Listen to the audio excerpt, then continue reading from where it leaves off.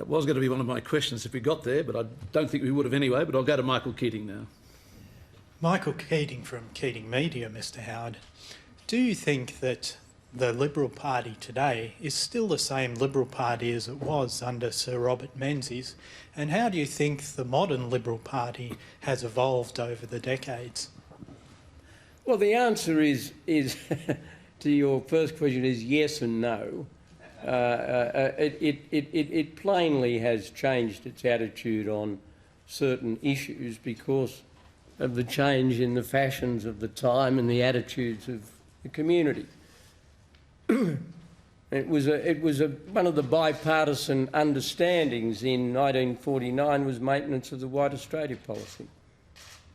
And both sides of politics supported the White Australia policy. There were individuals in the two parties who were less or more intense in relation to that, but for very understandable and laudable reasons, those attitudes changed. Although, you know, I have to say that the Prime Minister under whom the change occurred was Harold Holt, and a lot of credit should also be given to the late Alec Downer, who actually got rid of the dictation test, which was the instrument by which the White Australia policy was implemented.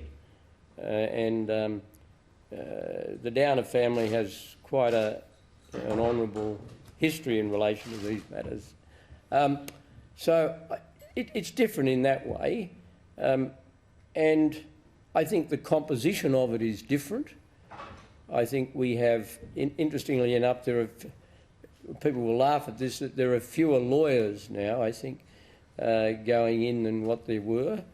I think both political parties have to resist the rising tide of people who have had no life's experience in other occupations before they enter Parliament. And one of the great things about any government is to have a collection of people who've done different things other than politics before they enter Parliament.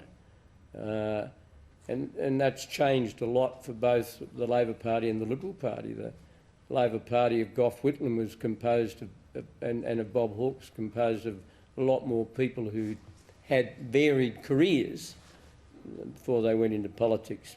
But political parties have got to change to survive, but they've got to remain sufficiently consistent to attract like-minded people. And I go back to my point about identity politics. Identity politics will doom a political party because the only way you can unite people with different identities is behind common values and common beliefs.